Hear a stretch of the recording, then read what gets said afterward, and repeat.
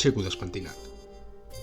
Després de la migdiada que he fet, tinc molta gana.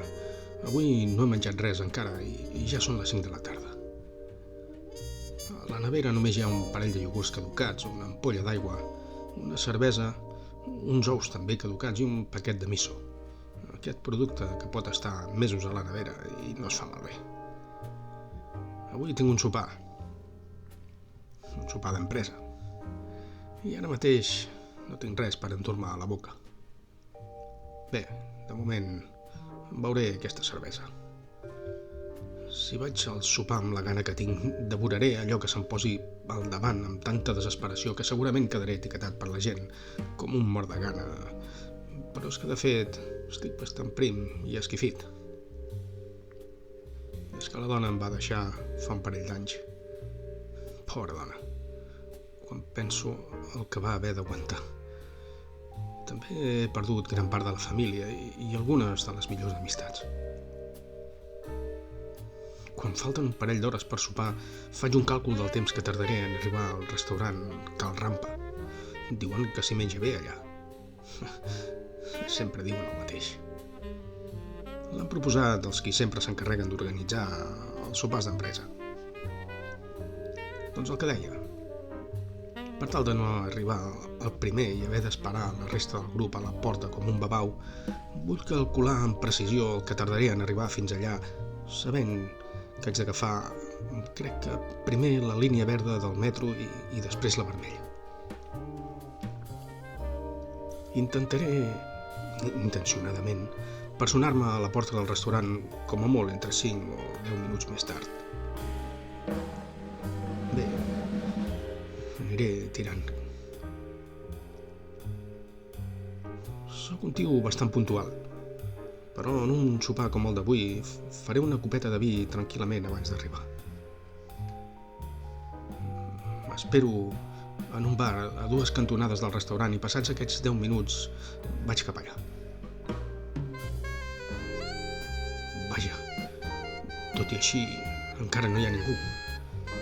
I la majoria comencen a arribar passada la mitja hora. Que burro. Mira que m'ho imaginava. Podria haver pres una altra copa de vi, tranquil·lament. Menys mal que l'hora va estar pactada 30 dies abans via mail i, a més, amb diversos recordatoris. Fins i tot avui ens ho han anat recordant. Bueno, el que jo he sentit. A mi no m'ho han dit personalment.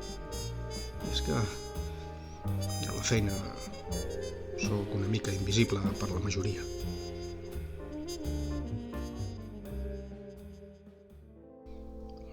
La impuntualitat és una de les coses que mai he arribat a entendre. No sé, hi ha un munt de gent que tampoc s'esforça gaire en ser-ho. No sé, no ho entenc. Intento trobar una resposta i em comença a envair una paranoia. Potser els rellotges de tots no estaven perfectament sincronitzats a l'hora exacta.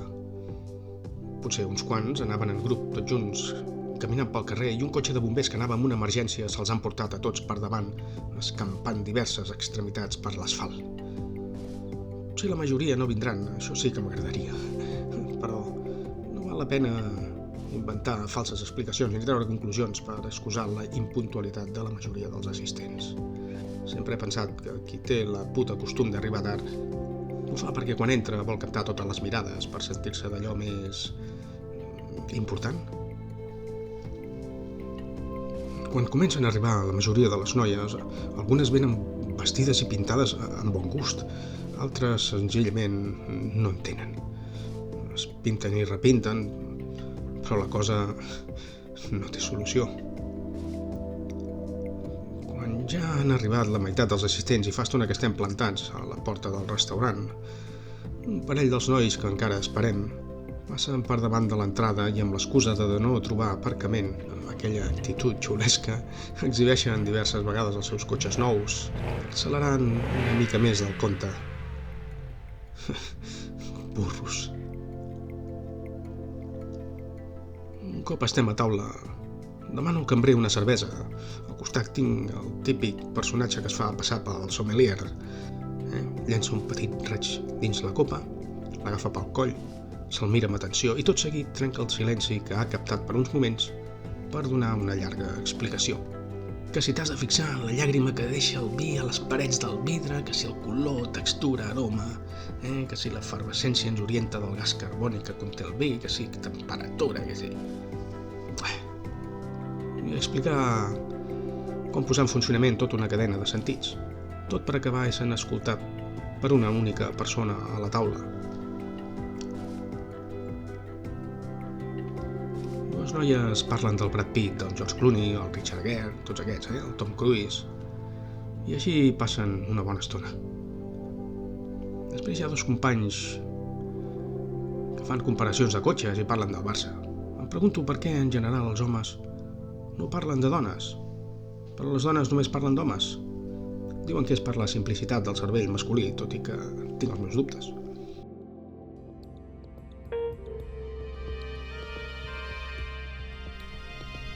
Cansat dels temes que escolto a la taula, intento concentrar tota la meva atenció als diferents gustos del plat que tinc al davant i com que ja m'he acabat la cervesa, agafo el vi i omplo la copa que tinc al davant.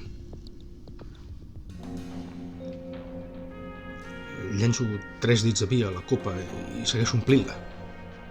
Quan queda poc per arribar al límit de la seva capacitat, escolto un crit del que es fa passar pel sommelier. Què fas? Estàs boig? Ets burro? Les copes de vi no es poden omplir tant. Jo me'l miro i li demano perdó per ser tan ignorant. I començo a imaginar 1000 coses. Potser em pot passar alguna cosa rara, canvis estètics, alguna malformació, o si duraré menys que una pèl roja a l'edat mitjana. Potser em convertiré en pollastre i em sortiran ales i tot seguit aixecaré el vol. Li dic que no hi entenc de dins i que no tinc ganes d'haver-me d'omplir la copa 7 vegades. Després de prendre les postres i pagar el compte, demano un whisky amb gel. Encara en tinc prou. Volen fer tot un seguit de bars i discoteques. Jo decideixo marxar cap a casa perquè no em ve de gust acabar no sé on, tal com alguns tenen la intenció de fer. Prefereixo parar tot sol pel camí a fer una última copa abans d'anar-me a dormir. Suposo que alguns també tindran la intenció de beure bastant sense adonar-se que són potencials consumidors d'alcohol. També voldran acabar al llit d'algú altre. Jo, en canvi, no tinc ganes de fer segons quin paper davant dels companys de feina. Sobretot, acabar en un estat mental que suma 0. Ets un rajat i un cagat, em diu un company. Ignorant el comentari, jo me'n vaig.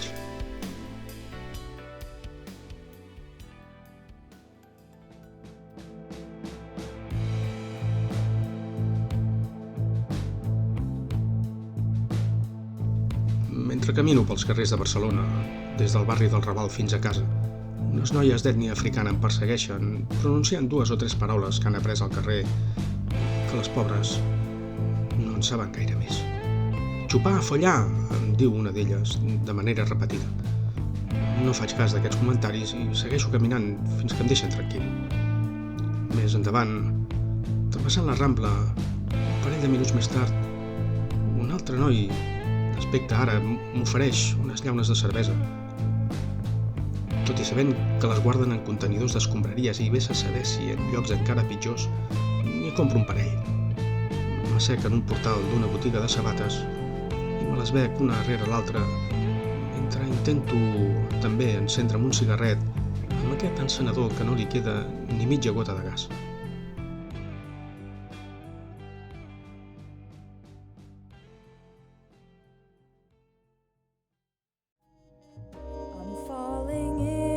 To a world of blue and thinking how this could end with you. There's nothing comes so soon. Running away, I can't face myself. Fermented red wine